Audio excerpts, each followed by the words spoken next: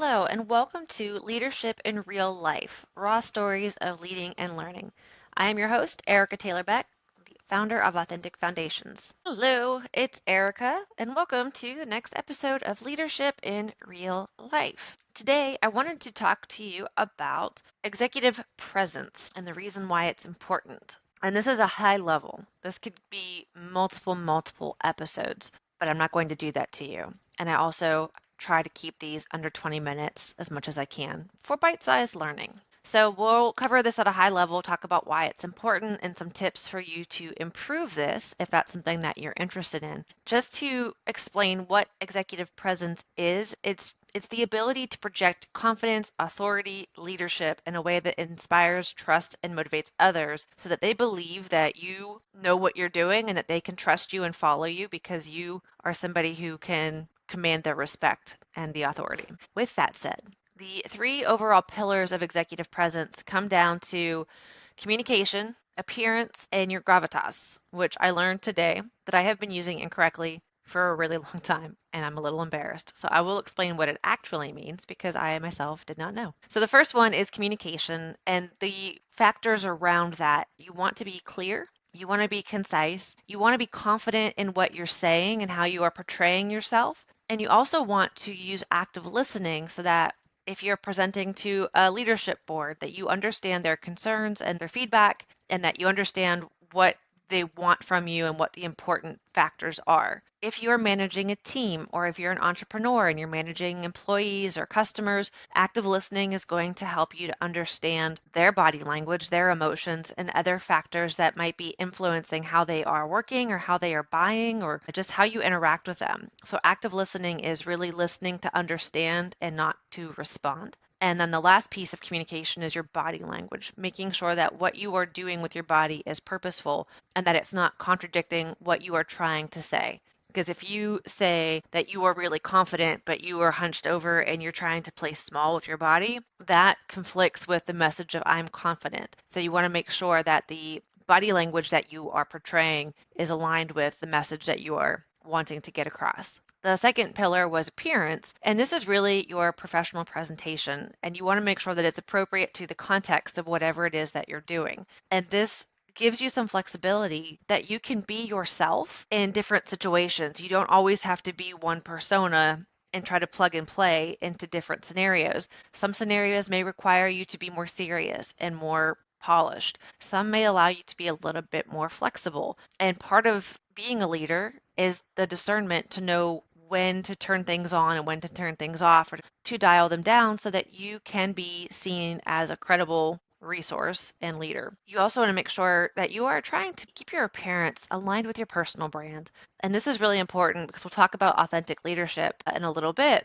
But when you are aligned with yourself and your brand, you aren't trying to think about that too much because you just are. You are being. And when you're able to be, you don't have to think about what is my body language doing? Am I dressed appropriately? Am I saying the right words? You're just being yourself, and then you can focus on the situation at hand. And that's going to take something off of your brain where you can be present in the moment and not trying to position yourself just so to feel like you're fitting in this box. Gravitas is the confidence, your decisiveness, your emotional intelligence, your credibility, the ability to be serious and to be trusted in a situation.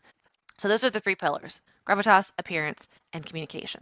And some strategies that you can use to start to develop these skills and your executive presence is one, really focus on your communication techniques. And one thing is to remove your filler words. And I hate to say it, but most of us, almost all of us, have them.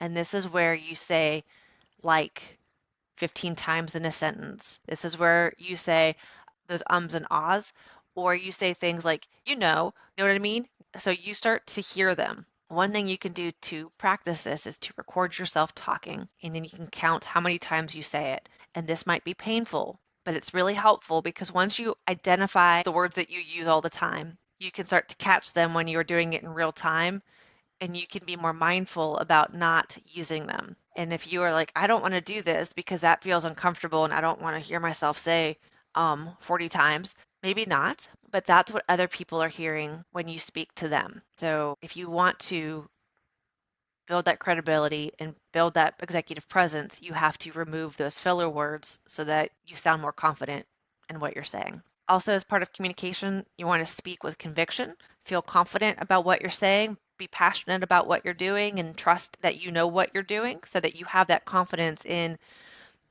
your position. And other people will feel that confidence and think, oh, yes, they believe in themselves. I believe in them too. And when you are talking or communicating, if you're delivering a presentation or a pitch, or if you are meeting with your team, have some key talking points written down. You don't need to have a whole script because then you will be reading from the script and it will not sound authentic, or you might get so wrapped up in your head trying to read everything or memorize something, and if you forget part, it's going to throw off the whole presentation or your whole conversation. So if you have some key talking points and you have practiced it and feel confident in the messaging, when you think of those talking points, you can fill in the gaps and fill in the details, but just have some key points that you use as a reference. Another strategy that you can use to increase your executive presence is to practice your body language. And this can be eye contact. This is not always the case for folks who are neurodivergent. So if you're not somebody who is comfortable making a lot of eye contact, try to make a little bit, just occasionally make sure to look at people. But it's something that we are understanding that not everybody is able to do that. But people do associate eye contact with confidence and trust. You also want to make sure that your posture is good, that you are sitting up, that you are straight, that you're not hunched over, that you're not sitting like this in your chair, that you're with your arms crossed, where you look bored. You want to make sure that your body language is aligned with your message. Because again, if you're saying, I'm really excited to be here, but you're like this, and you're like, I'm really excited to be here, no one believes that. If you're looking at your phone and you're like, yep, couldn't imagine being anywhere else, no one will believe that because your body language is contradicting the message. So be aware of what your body language is doing because that is communicating more than your actual words. And then deliberate movement. If you're somebody like me who talks a lot with their hands, try to be mindful of that and try to keep them down. Hold them folded in front of you. You can put them underneath the table. Figure out something to do if it's holding a pen. But if you're somebody who clicks a pen, click, click, click, click, that's really annoying for people around you. If you are somebody who is swiveling in your chair a lot, try to keep your body deliberate. So when you're doing things, when you're pointing, that it's relevant to the conversation. Because if not, your body language and your body movements can be distracting from your message. Another strategy to work on is your authentic leadership, which we talked about a moment ago. But when you find your voice and who you are, be who you are. Now, again, you might be really easygoing and you might have a good sense of humor and you might like to joke around with people in general scenarios. But when, pardon my French, shit hits the fan and you've got to be all hands on deck and we've got to be really focused, you are not joking around anymore. Now we're serious. And people know, okay, we really need to be serious. That is okay. You can have a balance of personality where maybe you are a little bit more relaxed and loose until we need to be serious. And then everyone takes it seriously because they know that when you're doing that, it's real. And so find who you are and display authority with your own natural voice. Another strategy that you can improve is your emotional intelligence. This is a big one I talk about a lot because emotional intelligence is extremely important, but it helps you to recognize what your triggers are, what's going to make you nervous, anxious, upset, annoyed, and it will help you to regulate those emotions so that before you go into potentially triggering situation, you can maybe do some deep breath exercises and be more prepared to handle whatever is being thrown at you, whether it's a big presentation, whether it's a meeting with the CEO, maybe it's a big sales pitch, maybe it's having a feedback meeting with an employee. You're going to be better able to handle it because you are composed and you are calm and collected and you're not losing your head. Because if you are somebody, when things pop up or inconveniences happen and you're starting to cuss at everybody left and right and you're throwing things around and you're screaming and you're pitching a fit, nobody is going to feel confident coming to you for advice or guidance because you clearly can't control yourself. How are you going to control whatever the situation is that's happening? And so, if you want people to look to you for authority and credibility and direction, you have to be somebody that can be seen as this is who we go to when things go wrong because they are calm, they are collected, they have a level head to fix it. If you're somebody who's a total hot mess, we're not even going to tell you when things go wrong unless we absolutely have to because we don't trust that you're going to be able to handle it. And that's not a good place to be as a leader. So you really want to work on your emotional intelligence. And then the last strategy that we'll talk about, there are others, but this is what we'll share today, would be your implementation of feedback. Now, one, I have some information around how to give feedback, but another skill that is needed is how to receive feedback. And the goal here is you don't take it personally. There's usually a gem of information in there that you can take and utilize and do something with. But not everybody is great at delivering feedback. And if that's the case, don't take the delivery and assign it to you as a personal attack. If you can, take apart the delivery and figure out what was the underlying message that they were trying to share with you, and then try to implement those changes. If you really can't tell and it just felt like an attack, ask them very clearly. Could you please elaborate on what I could have done differently? Can you please elaborate on what you would have liked to have seen instead of whatever I did? Can you give me specifics on how I could improve? And that way, if it is a personal attack, they'll kind of have to own that. But if it's not a personal attack, they have to give you very specific examples, which then you can take and then implement. And it goes a really long way for people to know that when they've mustered up that courage to tell you feedback and you actually listened to it and then did something with it, it goes a really long way for them as far as building trust and rapport and to understand your buy-in to whatever it was that they were sharing. So those are some strategies that you can work on to develop executive presence. So your communication techniques, mastering your body language, developing your authentic leadership, developing and really owning your emotional intelligence, and then working on receiving feedback and implementing it. Now, some key takeaways for today. There's a lot we could cover, but the high level here, some takeaways, is that executive presence is a very learnable skill. This is not an innate quality that most people have. So if you're thinking, "Oh my gosh, I'm not there, I'm never going to be there," that's not true unless you want it to be true. If you want to develop executive presence, practice the things we just talked about. Start to work on your communication. Start to cut down the ums and the ahs. Start to feel confident and make sure that your body language is aligned with your messaging. Make sure that your effective communication is including clarity, confidence, and using active listening. You want to make sure that you are taking into consideration what other people are thinking and feeling, and that you are using that information to come up with a decision. Make sure that your appearance is one that you feel represents who you are. Again, you want it to align with the overall position or the organizational culture. So if it's a more professional, formal setting, you don't want to come in wearing pajama pants or a hoodie, but be yourself. Your appearance should be somebody that commands respect, that when they look at you, they think, okay, this person is together. They're professional. I can trust them. I can count on them. Your overall gravitas is going to come from your balanced confidence. Now, when I say balanced confidence, it's the balance of being confident in who you are, what you're saying, what you're doing, whatever you're delivering, but you're not being arrogant or overly dominant. You're not being a jerk. You're not being cocky. There's a fine line sometimes between being confident and being cocky. And people respect confidence. They usually dislike and feel annoyed by cocky.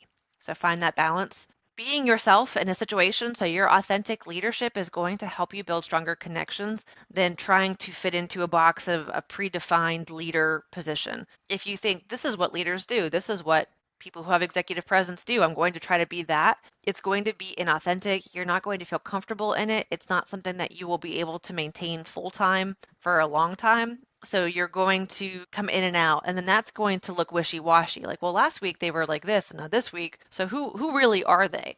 Be yourself. Being yourself is going to help you to build those connections, and it's going to help you to find more aligned relationships and opportunities that fit with who you are and where your strengths are. I will never tell you to not be authentic. Ever. Work on your overall emotional intelligence so that you have emotional regulation in especially high pressure situations. When, again, shit hits the fan, how people respond to that is what differentiates not great leaders from great leaders. Not great leaders are going to panic, they're going to blame, they're going to point fingers, they're going to freak out and yell and cuss and make a big deal out of it. Great leaders are going to take it in stride, they're going to stay calm and collected, they're going to have a plan, and then they will address the root of it after to prevent it from happening again. But they will be somebody that you will feel confident coming to say, I made a mistake. This is what's happening. Can we find a way to fix it?